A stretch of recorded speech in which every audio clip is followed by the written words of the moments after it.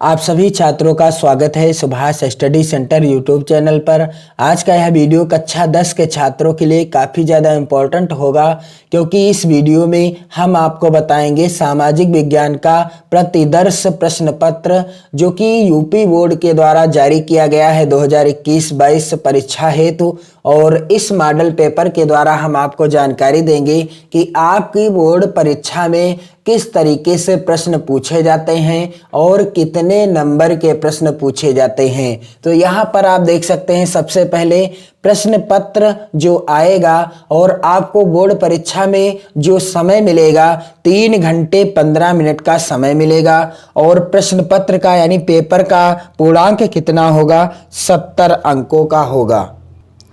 यहाँ पर देख लीजिए, कुछ सामान्य से निर्देश दिए गए हैं। प्रारंभ के 15 मिनट परीक्षार्थियों को प्रश्न पत्र पढ़ने के लिए निर्धारित हैं। और पहला निर्देश क्या है कि यह प्रश्न पत्र 2 खंडों का एवं खा में विभाजित है। प्रत्येक खंड के सभी प्रश्न एक साथ हल करना आवश्यक है। प्रत्येक खंड का उत्तर नए पृष्ठ से प्रारंभ किया जाए। यहाँ पर प्रश्न पत्र खंड का और खा में विभाजित है और प्रत्येक खंड के सभी प्रश्न एक साथ हल करना अनिवार्य है। आपको किसी भी प्रश्न को छोड़ना नहीं है। और दूसरा निर्देश है कि प्रत्येक प्रश्न के लिए निर्धारित अंक उसके सम्मुख अंकित हैं और प्रश्न के आगे उसके नंबर भी लिखे हुए हैं कि कौन सा प्रश्न कितने नंबर का है। अगला है, प्रश्न पत्र में 4 प्रकार के प्रश्न हैं। पहला बहुविकल्पी, अधिलघुत्तरीय और लघुत्तरीय व विस्तृत उत्तरीय, जिनके संबंध में निर्देश उनके आरंभ में दिए गए हैं। और अगला जो निर्देश है, यहाँ पर का तथा खा खंडों हेतु दिए गए मानचित्रों को उत्तर पुस्तिका में मजबूती के साथ संलग्न करना अनिवार्य है या आवश्यक है। आपको मानचित्र भी मिलेगा बोर्ड की परीक्षा में, और उस मानचित्र को भरने के बाद आपको उत्तर पुस्तिका यानी अपनी कॉपी में अच्छे से क्या कर देना है, बांध देना है। अगला निर्देश है, दृष्टिबाधित परीक्षार्थियों के लिए मानचित्र कार्य के स्थान पर अलग से खंड का में प्रश्न संख्या 14 तथा खंड खा में प्रश्न संख्या 28 के उत्तर लिखने के लिए दिए गए हैं। अब यहाँ से प्रारंभ होते हैं प्रश्न।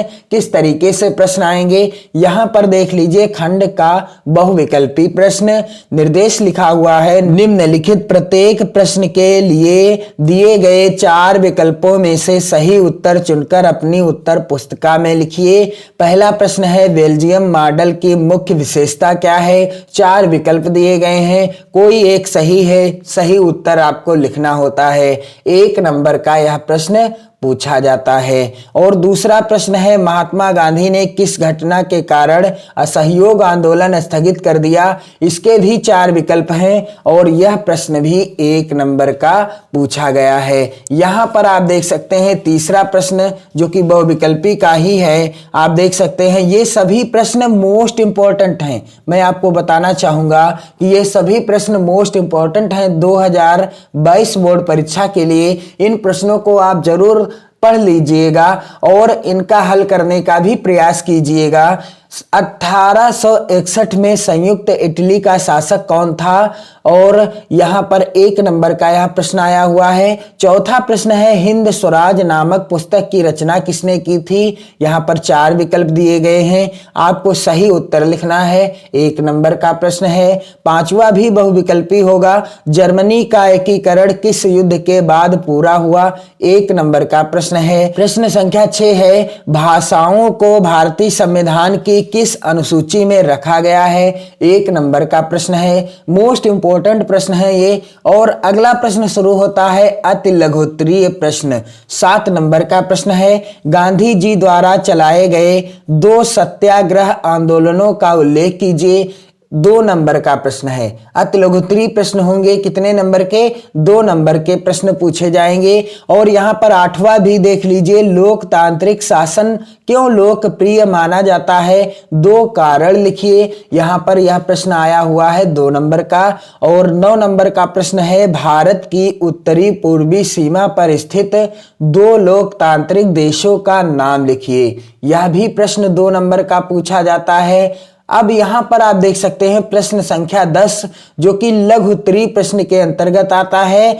मरियान और जर्मेनिया कौन थी? उनको चित्रित करने का क्या उद्देश्य था? ये जो प्रश्न पूछा जाएगा 3 नंबर का प्रश्न यहां पर पूछा गया है। आप देख सकते हैं अथवा में करके पूछा गया है कि रॉलेट एक्ट क्या था? गांधी जी ने इस एक्ट का विरोध किस प्रकार किया? चाहे तो आप 10 नंबर के प्रश्न का उत्तर दें, या फिर आप 10 का जो अथवा यहां पर है इस प्रश्न का उत्तर दे सकते हैं। और यहां पर आप देख सकते हैं 11 नंबर का प्रश्न, वर्तमान लोकतांत्रिक व्यवस्था की 3 चुनौतियों का उल्लेख कीजिए, अथवा लोकतंत्र में उत्तरदायी शासन एवं पारदर्शिता आवश्यक है, इसके पक्ष में अपना मत स्पष्ट कीजिए। यह प्रश्न भी 3 नंबर का है। चाहे आप प्रश्न संख्या 11 का उत्तर दें, और चाहे आप प्रश्न संख्या 11 का जो अथवा है इसका उत्तर दें। तो आपसे लघु उत्तरीय प्रश्न यहां पर कुल कितने पूछे गए हैं?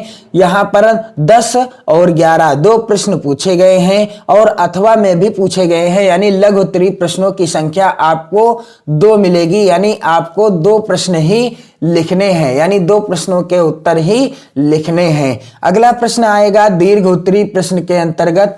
यहां पर देख लीजिए लिखा हुआ है, अंतरराष्ट्रीय आर्थिक विनिमयों में 3 तरह की गतियों या प्रवाहों की उल्लेख कीजिए। अपने उत्तर की पुष्टि हेतु उपयुक्त उदाहरण भी दें। यहां पर आप देख सकते हैं यह प्रश्न आया हुआ है 6 नंबर का, यानी जो दीर्घ उत्तरीय प्रश्न होगा 6 नंबर का पूछा जाएगा। अथवा में आप इस प्रश्न का उत्तर भी दे सकते हैं, प्रथम विश्व युद्ध के बाद आई आर्थिक महामंदी का क्या कारण था? किन्हीं 2 प्रभावों का उल्लेख कीजिए। तो यहां पर चाहे आप प्रश्न संख्या 12 का उत्तर दें, चाहे आप 12 का जो है अथवा जो पूछा गया है उसका उत्तर दें। प्रश्न संख्या 13 यहां पर पूछा गया है। आप देख सकते हैं कि सत्ता की साझेदारी का क्या अर्थ है? मोस्ट इंपॉर्टेंट प्रश्न है, इसे आप जरूर पढ़ लीजिएगा। यह क्यों आवश्यक है? किन्हीं 2 कारणों का उल्लेख कीजिए। यहां पर देख सकते हैं आप 6 नंबर का प्रश्न आया हुआ है। अथवा में भी पूछा गया है कि संघवाद का क्या अर्थ है? संघीय प्रणाली की किन्हीं 3 विशेषताओं का उल्लेख कीजिए। चाहे तो आप प्रश्न संख्या 13 का उत्तर दें, चाहे तो आप 13 का जो अथवा है इस प्रश्न का उत्तर दें, और प्रश्न जो भी होगा उसी का उत्तर आपको देना है। अगला जो प्रश्न है संबंधित है मानचित्र संबंधी प्रश्न है। यहाँ पर आप देख सकते हैं निम्नलिखित स्थानों को भारत के रेखा मानचित्रों में इस बिंदु चिन्ह द्वारा नाम सहित दर्शाइए। सही नाम व सही अंकन हेतु 1/2 1/2 अंक निर्धारित हैं। और यहाँ पर आप देखेंगे कि वह स्थान जहाँ जलियांवाला बाग हत्याकांड हुआ, आपको मानचित्र में दर्शाना है कि जलियांवाला बाग हत्याकांड कहाँ हुआ, इस चिन्ह से, और नाम भी लिखना है। इसके लिए आपको 1/2 यानी 1 नंबर मिलेगा।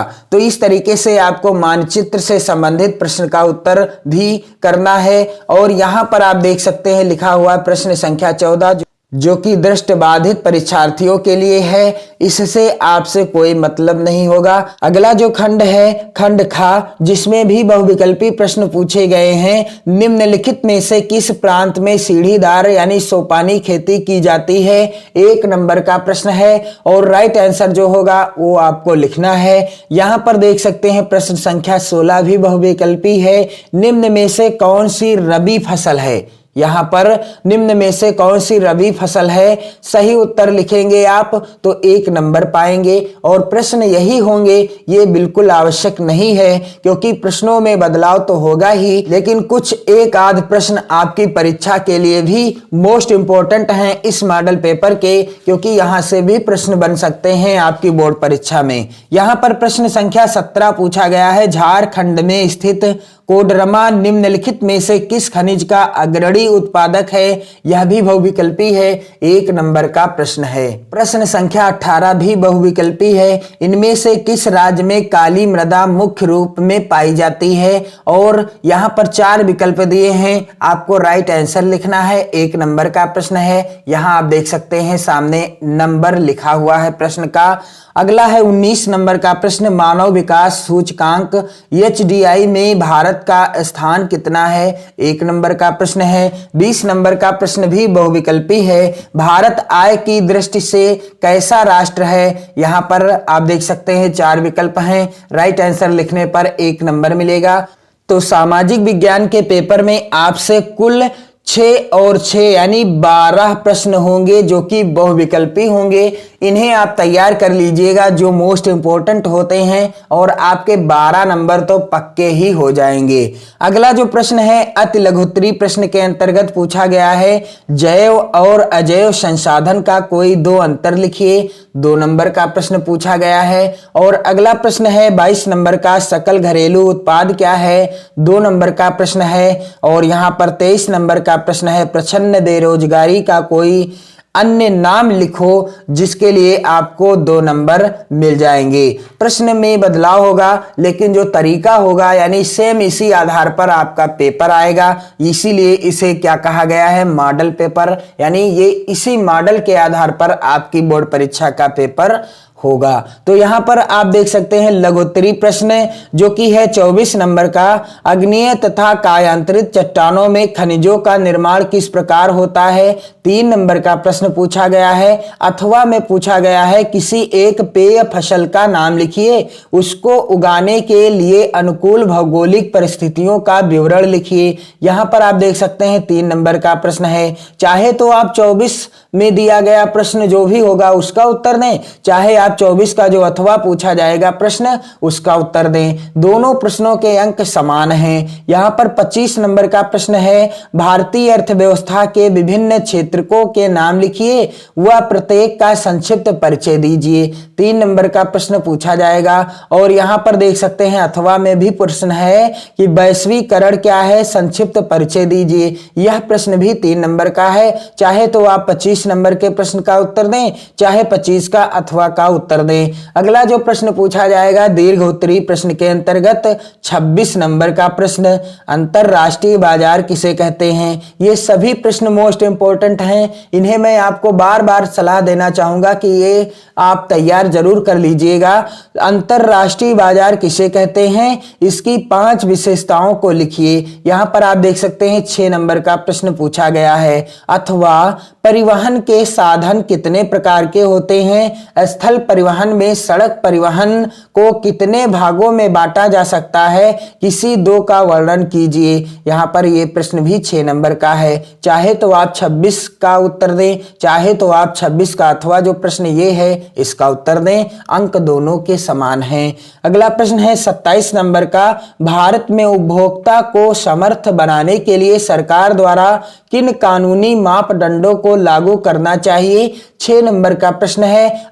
अथवा वैश्वीकरण का प्रभाव एक समान नहीं है, इस कथन की अपने शब्दों में व्याख्या कीजिए। यह प्रश्न भी 6 नंबर का पूछा गया है। चाहे तो आप 27 नंबर के प्रश्न का उत्तर दें, चाहे तो आप 27 का जो अथवा प्रश्न पूछा जाए उसका उत्तर दें। अगला प्रश्न क्या है मॉडल पेपर का?